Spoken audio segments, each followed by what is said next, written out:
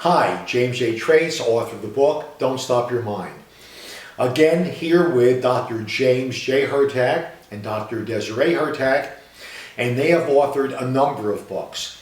Their first book, now quite famous, is The Book of Knowledge, Keys of Enoch, and the most recent book, which they co-authored, The Overself Awakening. So my question then for J.J. Hurtak and Desiree is, why and how did you pick the title, The Overself Awakening, for your recent book? Well, very simply, for over a century, philosophers and psychologists have looked at the mind-body complex of human nature, that we are simply hardware and software.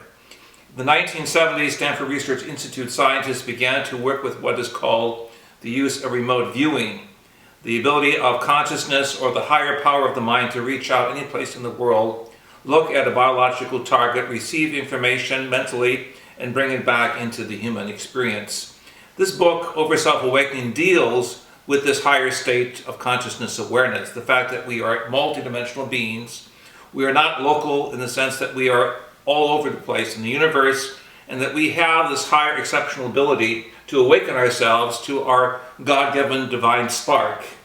Also, that we are more than just who we think we are here in this three-dimensional reality. Some people say four-dimensional reality if you count time.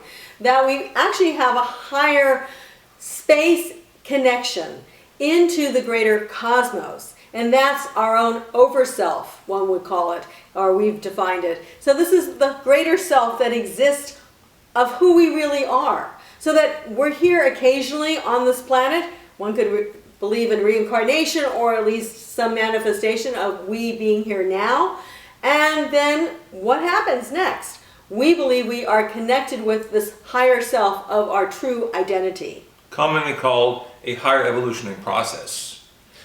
The only thing I'd like to add is that, and as I've said in other videos, our soul sits outside of space-time. So time does not go by for our soul. Our soul then projects a portion of what it is into space-time as us. So that's perfect. So you're defining it as soul. Some people define it also as our spirit body. And that's why we brought together the soul-spirit concept into what's called the overself, because it's the true self of who we really are. So what is unique about this new book, it makes it different also from other books on the human potential, is that we illustrate through what I call cosmograms or cosmic pictures our human experience. At the bottom of the cosmogram, my finger points to the human self, and then you see this large extended human being in a bluish magenta color. This represents the physical body of extended awareness. We would call through the gifts of remote viewing, remote healing, remote communication.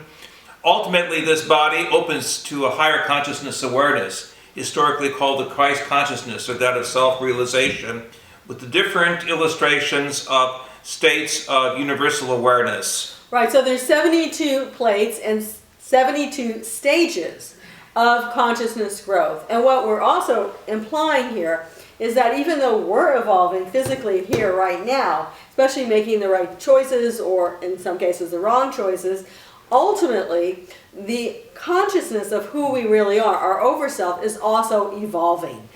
And this is pictured in terms of the female form, the hidden part of the human psyche. The human form traditionally has been the male symbol, but we have used the female because of what we emphasize as unconditional love, compassion, and empathy we need for all world cultures. So this cosmogram I'm pointing to shows the advanced stage of seeing how all world cultures, spiritually, philosophically, and culturally, are looking at the same reality, namely of the higher self or overself, out of which the divine feminine, the sacred heart of compassion for all humanity, in the spiritual gathering of all people in terms of an ecumenical science, all converge in oneness. That we recognize we are universal humans. We recognize we are what the ancients called Homo universalis, universal intelligence, not simply on Mother Earth, but we are destined to inherit the greater universe, to be, as it were, cosmic creations, cosmic co-evolutionist with all possibilities. Consciousness. What ancient masters knew.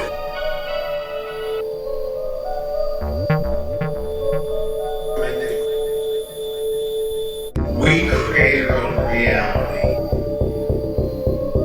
Electromagnetic universe.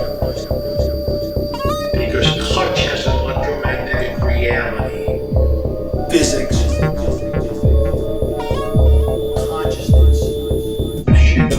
Of matter.